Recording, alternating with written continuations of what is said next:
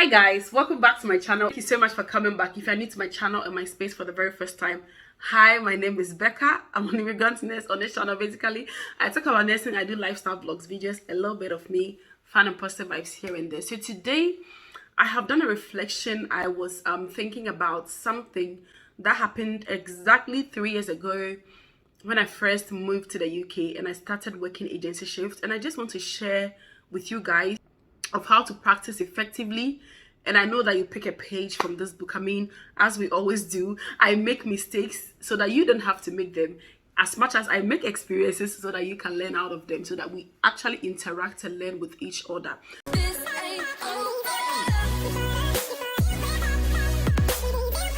So I posted a video where somebody came to comment. In the video, I was talking about how 3 nurses committed suicide in the UK because they were under investigation from the Nurses Review Council. And somebody came to respond and also talked about how she was lied against. Somebody lied against her and she was under investigation with the NMC. And I also remember a friend of mine who last 2 years was suspended from the NHS because somebody lied against her. So I was thinking, is this lie thing something that is really trending? I mean, what kind of nurses is the society breeding? What kind of nurses are coming up? What is wrong with these lies and lies and lies? And something that happened to me 3 years when I first came to the UK, I started working as an agency nurse. After a while, when I've gained my competencies in medication and all of those stuff, I was still working in the NHS at that time.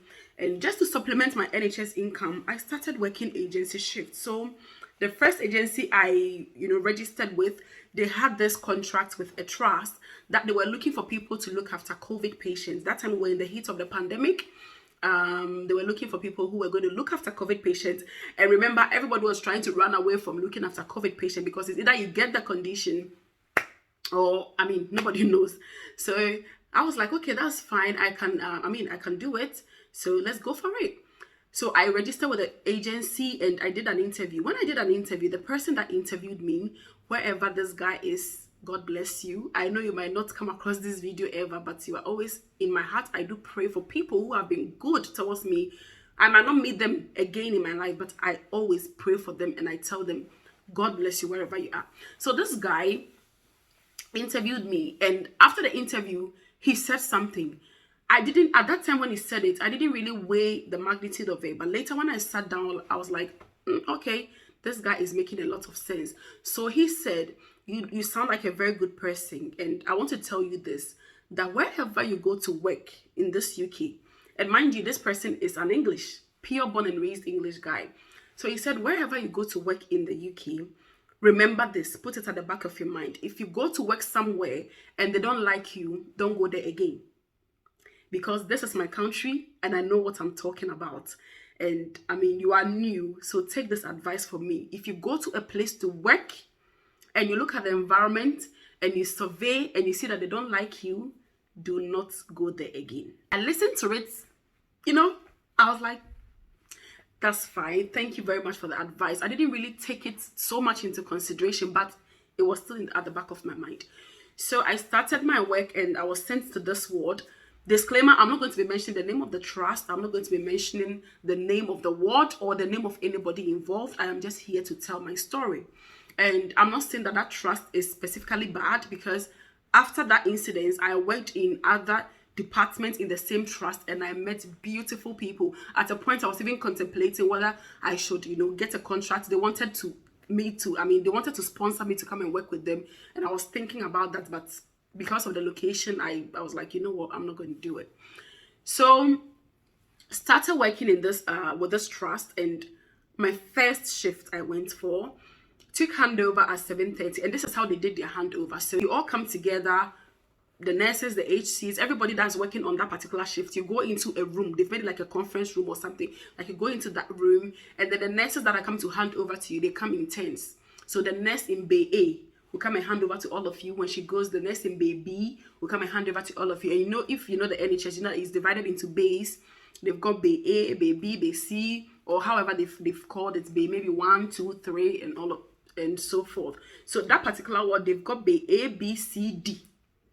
and then they've got side rooms. Okay, so we're 3 nurses and I think 6 HCAs, so 1 nurse to 2 HCAs, and they've divided the patients like that according to I think it was 24 patients, so 8 patients to each nurse. It's been a long time, so I've forgotten the ratio actually. So we finished the handover, they shared our patient to us, and mind you, it was a COVID ward, so everybody in there had COVID. We were fully in PPE with our face mask and all that. Once you're going into the bay, you put on your FFP3 mask and your gown, and you properly probe yourself to go in to look after the patient. So took handover.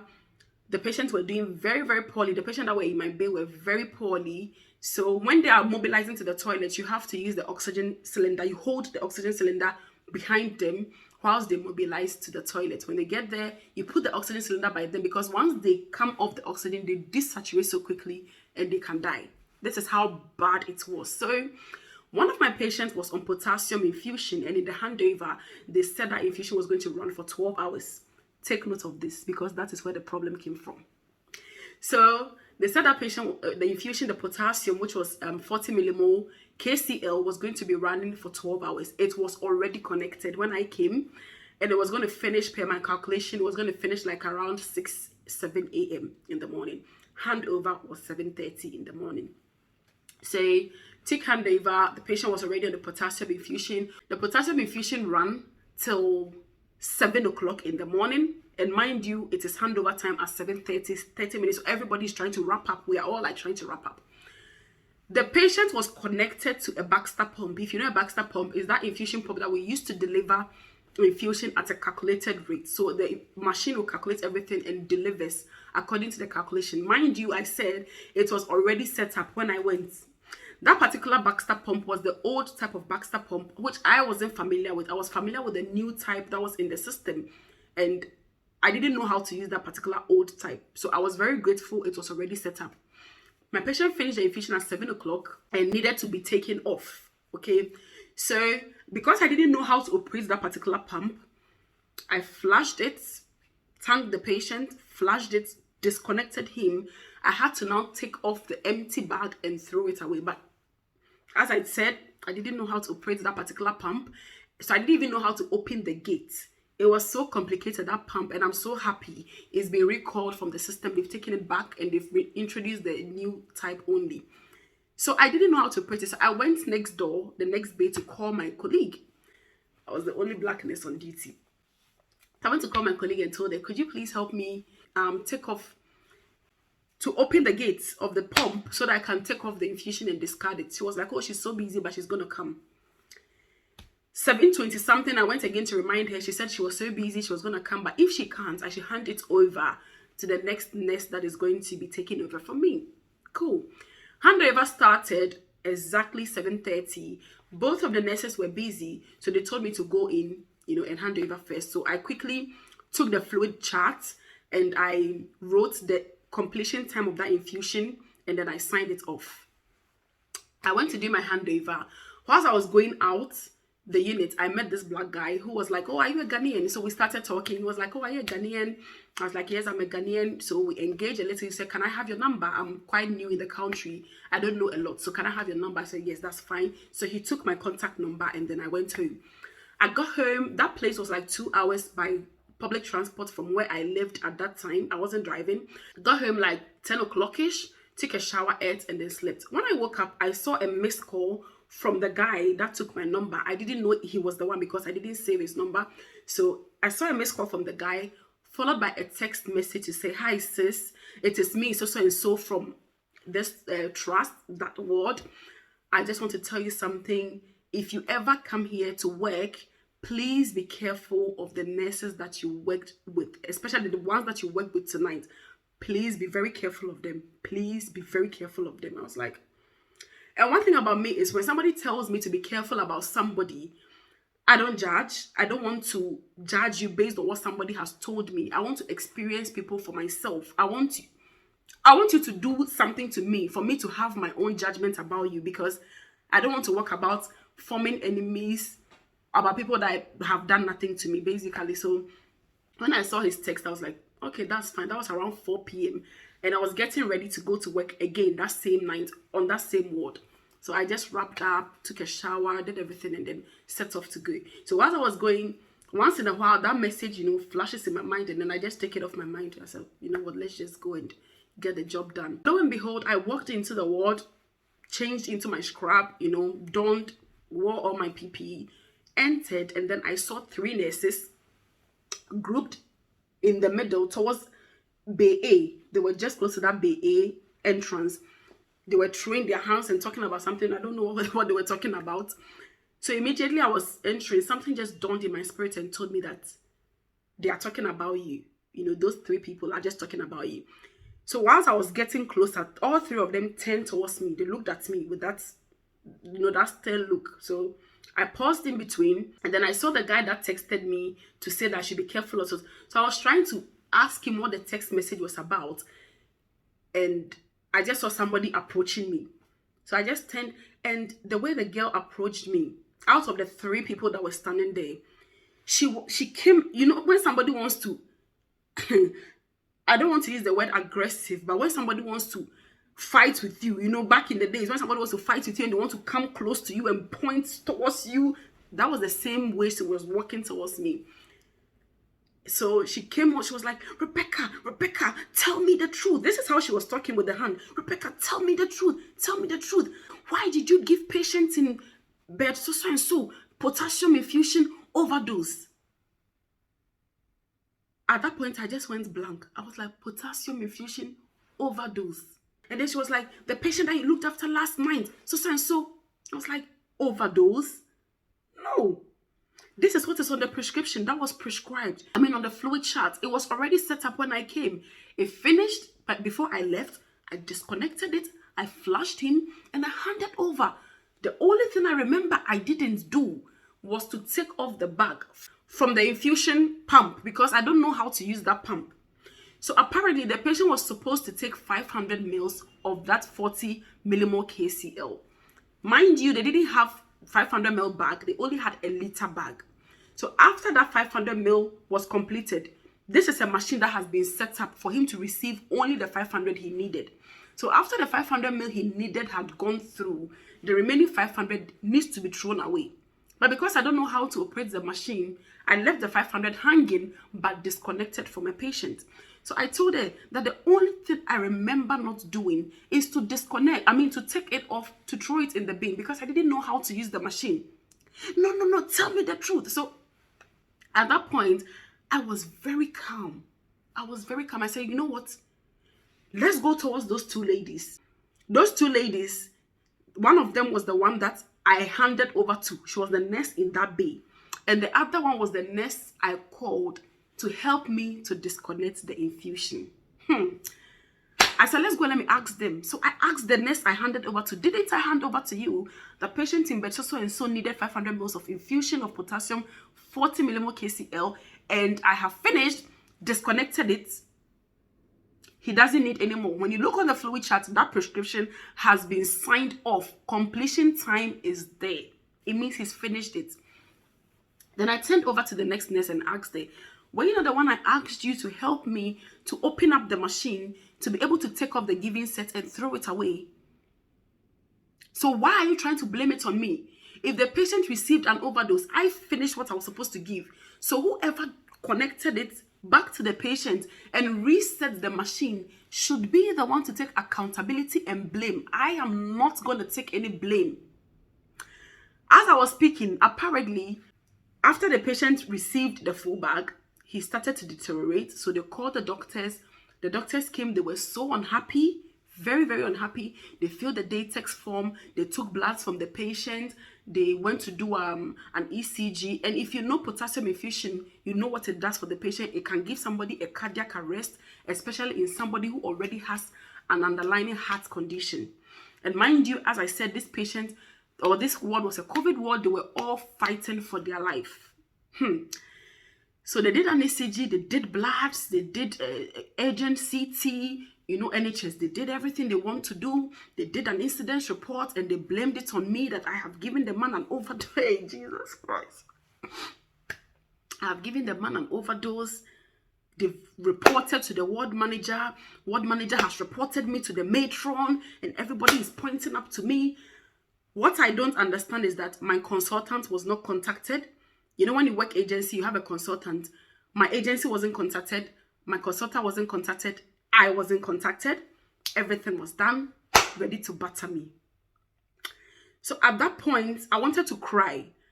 But crying at that point means that I have accepted defeat. It means I did it and I'm failing to give accountability. So I closed my eye, stood on my ground, and defended myself. I said, listen, I will not take responsibility. I will not take accountability for this because I didn't reconnect him back to the infusion. I didn't do that. I finished my infusion. I flashed my patient off. I went home. I don't know what happened in my absence.